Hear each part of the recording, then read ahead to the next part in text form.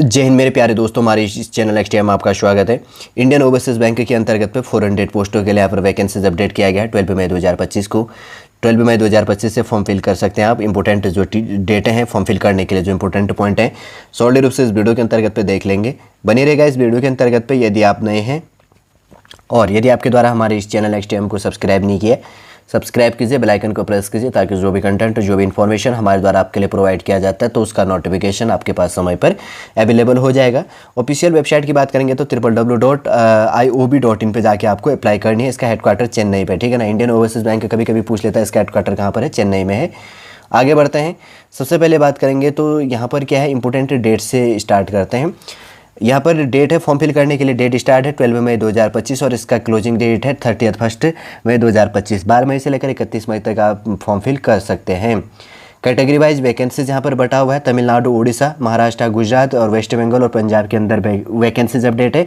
सबसे पहले मैं बता दूं कि भारतीय संविधान की 8वीं अनुसूची के अंतर्गत पर जो 22 भाषाएं हैं, यहाँ पर तमिल, उड़िया और मराठी के अंतर्गत, महाराष्ट्र के अंतर्गत पर मराठी, गुजराती, बंगाली और पंजाबी। देखो कहाँ किस स्टेट के अंतर्गत पे कौन सी लैंग्वेज है, कभी कभी पूछ सकता है। 22 भाषाओं के अंतर्गत पे ये चीज़ शामिल है। और कौन कौन सी भाषाएं, आप गूगल या क्रोम करके पढ़ लेना उसको, ठीक है। नहीं तो जैसे कोई वीडियो इन्फॉर्मेशन आता है तो उसमें रिलेट करते रहूँगा, कुछ ना कुछ अपने को सीखने को मिल जाएगा। तमिलनाडु के अंतर्गत की बात करेंगे तो तमिल है 260 260 पोस्टें दी गई। शेड्यूल कास्ट में 39, शेड्यूल ट्राइब में 19, ओबीसी में 17, ईडब्ल्यूएस में 26, अनरिजर्व में 106, पर्सन्स विद बेंचमार्क डिसेबिलिटी में वीआई पर 2 पोस्ट है, एचआई में 2 और ओसी के अंतर्गत पर 3 और आईडी में 3 पोस्टें दी गई है। उड़ीसा के अंतर्गत पर ओडिया लैंग्वेज है, वैकेंसी 10 पोस्ट दी है। शेड्यूल कास्ट में 1, शेड्यूल ट्राइब पर 1 और ओबीसी में 3 पोस्ट हैं। ईडब्ल्यूएस में 1 है और अनरिजर्व कैटेगरी में 4 पोस्ट हैं। और पर्सन्स विद बेंचमार्क डिसेबिलिटी के अंतर्गत पे एचआई कैटेगरी में 1 पोस्ट यहाँ पर दिया गया है। उसके बाद में थर्ड नंबर की बात करेंगे, एक बार मैं क्लियर कर देता हूँ आपके लिए। अब देखते हैं महाराष्ट्र के अंतर्गत मराठी लैंग्वेज आना चाहिए। टोटल वैकेंसीज 45 है। शेड्यूल कास्ट में 7, शेड्यूल ट्राइब में 3 और ओबीसी में 12 और ईडब्ल्यूएस में 5 और अनरिजर्व में 18 पोस्ट हैं। और पर्सन्स विद बेंचमार्क डिसेबिलिटी के अंतर्गत में यहाँ पर अगर बात करेंगे तो ओसी और आईडी कैटेगरी के अंतर्गत तो 1 पोस्टें दी गई हैं। फोर्थ नंबर की बात करेंगे तो गुजरात है। गुजरात के अंदर पर गुजराती लैंग्वेज आना चाहिए। 30 पोस्ट हैं, 30 पोस्ट हैं। शेड्यूल कास्ट में 5, शेड्यूल ट्राइब में 2 पोस्ट हैं। ओबीसी के अंतर्गत पे यहाँ पर 8 पोस्ट है। ईडब्ल्यूएस पे 3 और अनरिजर्व में यहाँ पर 12 पोस्ट है। पर्सन्स विद बेंचमार्क डिसेबिलिटी के अंतर्गत पर अगर यहाँ पर बात करेंगे तो गुजरात के अंतर्गत पर एचआई कैटेगरी में 1 पोस्ट यहाँ पर दिया गया। 5 नंबर की बात करेंगे, वेस्ट बंगाल है। बंगाली लैंग्वेज आना चाहिए। 34 पोस्टें हैं। शेड्यूल कास्ट में 5, शेड्यूल ट्राइब में 3, ओबीसी में 9 पोस्ट है। ईडब्ल्यूएस के लिए 3 और अनरिजर्व कैटेगरी के लिए 14 पोस्ट हैं। और पर्सन्स विद बेंचमार्क डिसेबिलिटी में वीआई कैटेगरी के अंतर्गत पे विजुअल संबंधी होता है, ठीक है ना।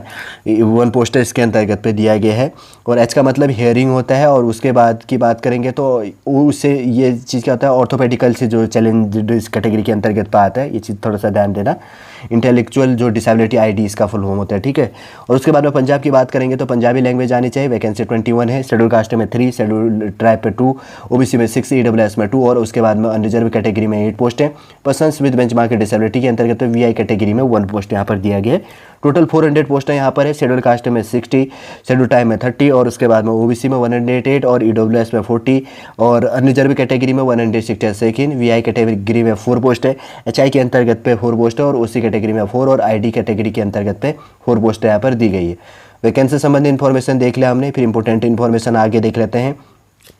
सिटीजनशिप वही है, citizen of India, subject of Nepal, subject of Bhutan, तिब्बती रिफ्यूजी। कब होना चाहिए? 1 जनवरी 1962 के अंतर्गत पे intention of permanently settle in India, इसके लिए एलिजिबल होगा। 5 नंबर का पॉइंट है, persons of India origin who has migrate from Pakistan, Burma, Sri Lanka, जो ईस्ट अफ्रीकन कंट्री है of Kenya, Uganda, the United Republic of Tanzania हो गया। फॉर्मली रूप से आप क्या बात करेंगे तो तांगानिया एंड जांजिबार्स, जाम्बिया, मालवे, जेरे, इथोपियंस एंड वियतनाम से with intention on permanently settle in India, वो इसके लिए यहाँ पर एलिजिबल हो जाता है इन कैटेगरी के अंतर्गत पे। ये चीज़ भी आपको ध्यान में रख लेना है, ठीक है।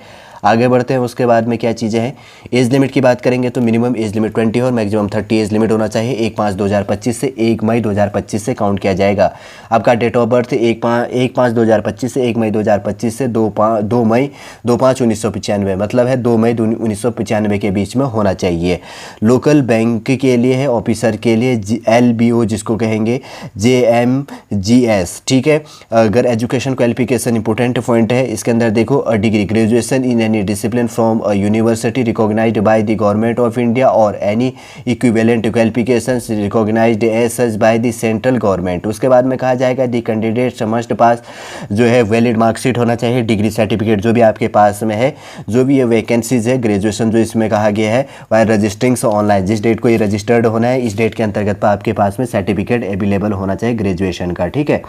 और यहाँ पर जैसे कि बात करेंगे शेड्यूल कास्ट शेड्यूल ट्राइब को 5 ईयर्स का, अदर बैकवर्ड क्लास के लिए नॉन क्रीमिलियर के अंतर्गत पर 3 ईयर्स का, पर्सन्स विथ बेंचमार्क की डिसेबिलिटी में 10 ईयर्स का, पर्सन्स अफेक्टेड बाय 9884 रियोट के अंतर्गत पर 5 ईयर्स का। और उसके बाद में 5 नंबर है एक्स सर्विसमैन के लिए, कमीशनड ऑफिसर के लिए इंक्लूडिंग जो इमरजेंसी कमीशनड ऑफिसर, ये CO, short service commission officer से SSCO एक्सेट्रा, इसके अंतर्गत तो बहुत से पॉइंट आ जाती है, जिससे 5 साल में मिलिट्री ये चीज़ एक्सेट्रा होगा तो 5 साल का इसके अंतर्गत पे एज लिमिट में छूट मिल जाएगी, नहीं तो आप टाइम होगा तो पढ़ लेना इसको, ठीक है।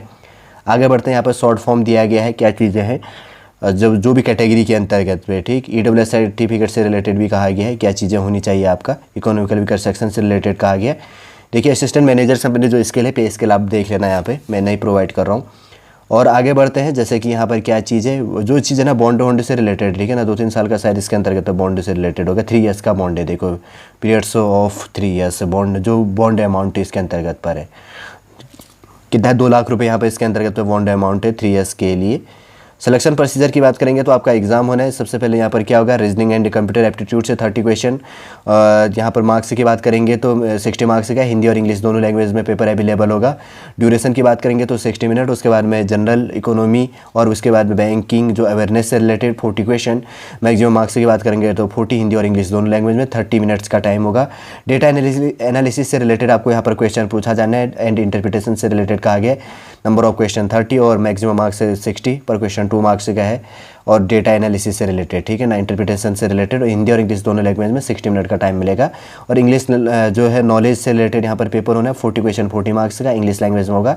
30 मिनट का टाइम दिया जाएगा, 3 घंटे का आपको टाइमिंग दी जानी है। 140 क्वेश्चन आपके इसके अंतर्गत पर होंगे, 200 मार्क्स का आपका पेपर होगा, ठीक है। और उसके बाद में आगे देखते हैं, जैसे कि यहाँ क्या कहा गया है, यहाँ पर रीजनिंग एंड कंप्यूटर एप्टीट्यूड से क्वेश्चन है, जनरल इकोनॉमी और बैंकिंग अवेयरनेस से, डेटा एनालिसिस एंड इंटरप्रिटेशन से रिलेटेड और इंग्लिश नॉलेज से रिलेटेड आपको क्वेश्चन पूछा जाएगा। अगर बात करेंगे तो क्वालिफाइंग मार्क्स आपको क्या करनी है, कुछ कैटेगरी के अंतर्गत पर 30% और कुछ कैटेगरी के अंतर्गत पर 35% मार्क्स लेकर आना जरूरी है। पर क्वेश्चन मिस्टेक होने में 1/4 0.25 मार्क्स आपका निगेटिव मार्किंग किया जाएगा, ठीक है, एक क्वेश्चन मिस्टेक करने के अंतर्गत पे। आपका लैंग्वेज जो चीज़ें हैं वो चीज़ें आपको ध्यान में रखना है। पर्सनल उसके बाद में आपका इंटरव्यू होगा, ये चीज़ आपको ध्यान रखना, आपको लोकल लैंग्वेज आपका आना चाहिए, ठीक है। लेकिन एक चीज़ क्या कहा गया इसके अंदर कि आपका जो पेपर होगा हिंदी और इंग्लिश लैंग्वेज होगा, लेकिन जो आपका यहाँ पर पोस्टिंग होगी तो उस बेस के अंतर्गत पर, जिस स्टेट के अंतर्गत पर पोस्टिंग होगा तो वहाँ का लैंग्वेज आपको आना चाहिए। उसके बाद में यहाँ पे एप्लीकेशन फॉर्म फिल करने से रिलेटेड बहुत सी गाइडलाइनें दी गई हैं, क्या चीज़ें क्या नहीं है करके देख लेते हैं। एक फॉर्म फीस कहीं पर छूट गया, ठीक है ना, ये चीज़ देखो, फॉर्म फीस है यहाँ पर schedule caste schedule type PWBD के अंतर्गत पे ओनली इंटीमेशन से चार्ज आपको पे करनी है 175 schedule caste schedule type PWBD, ठीक है ना, पर्सन्स विद बेंचमार्क डिसेबिलिटी के अंतर्गत पर। और general EWS economical weaker section और अदर बैकवर्ड क्लास और जनरल कैटेगरी के लिए 850 रुपये यहाँ पर फॉर्म फीस होगा, ठीक है ना। आगे बढ़ते हैं, उसके बाद में क्या चीज़ें हैं, पेमेंट ऑनलाइन मोड जो भी आपके पास में अवेलेबल है उससे आप फीस पेमेंट कर सकते हैं, ठीक, ये कोई इश्यू नहीं है। आजकल तो डेबिट क्रेडिट नेट बैंकिंग और योनो से भी पे कर सकते हैं और गूगल पे से भी आप फीस पेमेंट कर सकते हैं और फ़ोनपे से भी। QR कोड जनरेट करना पड़ता है। और एलिजिबिलिटी संबंधी जो चीज़ें कही गई हैं, वैसे तो इंपॉर्टेंट पॉइंट हमने डिस्कस कर लिए। जैसे यहाँ पर फोटो सिग्नेचर संबंधी इंस्ट्रक्शन दिया गया, थोड़ा सा इसको पढ़ लेना। फोटो इमेज कितने KB के अंतर्गत तो होना चाहिए। और उसके बाद में फ़ोटो कैप्चर क्या चीज़ है, फ़ोटो कैप्चर से रिलेटेड क्या इंस्ट्रक्शन दिया गया है उसको देख लेना। और उसके बाद की बात करेंगे तो सिग्नेचर भी है यहाँ पर, लगभग 10 से लेकर 20 KB के अंतर्गत पर ही आता है, ठीक है। और एक चीज़ में यहाँ पर फोटोग्राफी की बात करेंगे तो 20 से लेकर 50 KB, कभी कभी ध्यान रखना हमेशा 20 से लेकर 50 KB तक आपका फ़ोटो होना चाहिए। और सिग्नेचर 20 यहाँ पर क्या है 10 से लेकर 20 KB तक लिया जाता है। और उसके बाद में लेफ्ट थंब होता है हमेशा, ध्यान रखना, ठीक है। आपका 20 से लेकर 50 KB के अंतर्गत पर आपका क्या होना चाहिए, लेफ्ट थंब होनी चाहिए, ठीक। और उसके बाद में आगे देखते हैं, हैंड राइटिंग देखिए यहाँ पर कंप्यूटराइज्ड नहीं होना चाहिए। हैंड रिटर्न से जो डिक्लेरेशन इमेज है आपको डाउनलोड कर लेना है ऑफिशियल वेबसाइट पे जाके।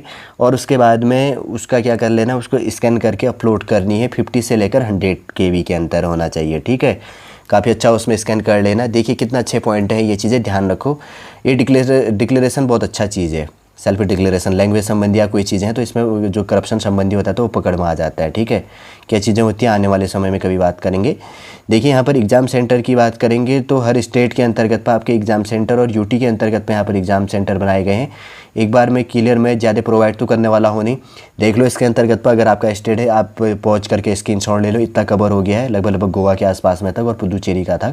देखो उसके बाद में यहाँ पर गुजरात और पंजाब से लेकर यहाँ पर देखो उत्तर प्रदेश और केरला का आपको दिख गया होगा। फिर उसके बाद में लास्ट देखो यहाँ पर पूरा का पूरा, ठीक है ना, वेस्ट बंगाल लास्ट है, जैसे उत्तराखंड में देहरादून और हल्द्वानी 2 एग्ज़ाम सेंटर दिया गया। हल्द्वानी नैनीताल में है और देहरादून के अंतर्गत पे है। ठीक, कुमाऊं के अंतर्गत पे हल्द्वानी आता है, कुमाऊं मंडल के अंतर्गत पे, और गढ़वाल के अंतर्गत पे देहरादून, और हल्द्वानी आता है नैनीताल ज़िले के अंदर।